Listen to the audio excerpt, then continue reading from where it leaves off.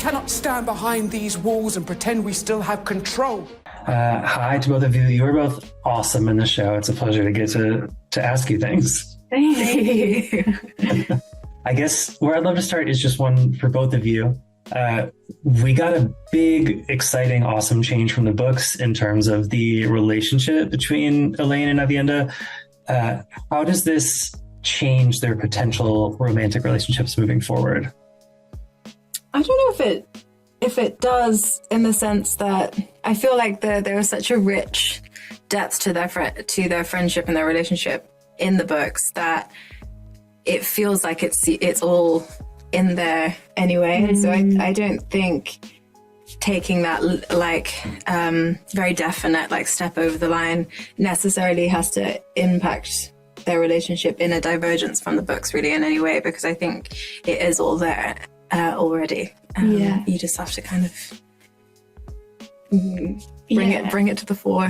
Yeah, absolutely. I think there is such a connection between the two characters, and it is really lovely to just be able to open up their romantic lives so early in the season as well, especially because we haven't seen that side to either of the characters particularly. And it's been pretty full on. So to have a moment of connection and it was really wonderful. And then it's a nice seed to plant, and hopefully audiences will be wanting to see more in the future.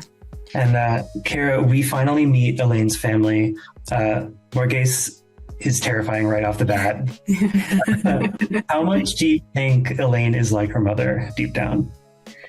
I think she's more like her mother than she believes she is. I definitely think there's a conflict inside herself looking up to her mother and the path that she chose. And I think she really questions whether she has the same capabilities.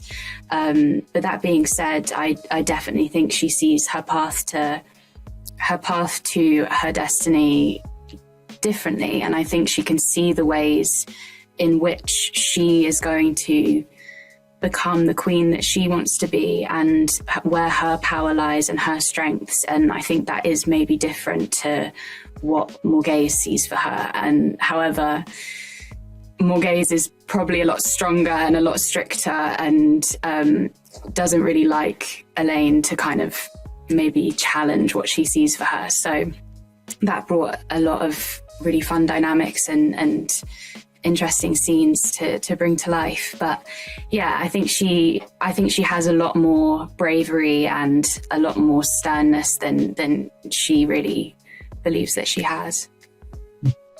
And Ayoola, we're heading to the Aiel Waste this season, which is something a lot of people have been waiting for.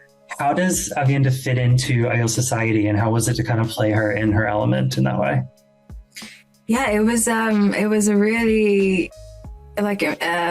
emotional experience to kind of actually landing those first few days where we were shooting Aiel Waste stuff was very emotional, like having her be surrounded by her people, having that feeling of there's an internal kind of struggle there about what it means for her to be coming home, and who she's bringing with her as well, and what that kind of means for her people. So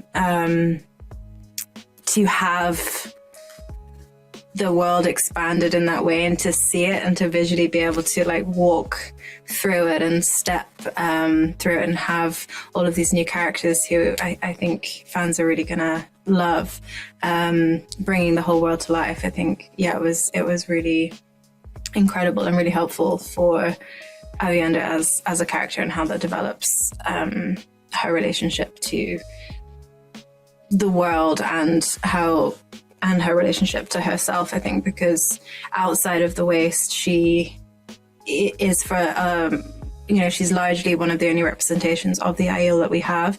And so I think putting her back into it, and back into being surrounded by her people, we get to see her individualism and her uniqueness within the Aiel culture. And yes, she's incredibly Aiel, but she's also not. And there's that kind of path that she's forging for herself. I think similar to Elayne in a way, that kind of very much of what she's born into, but also not, and where they kind of interact with each other.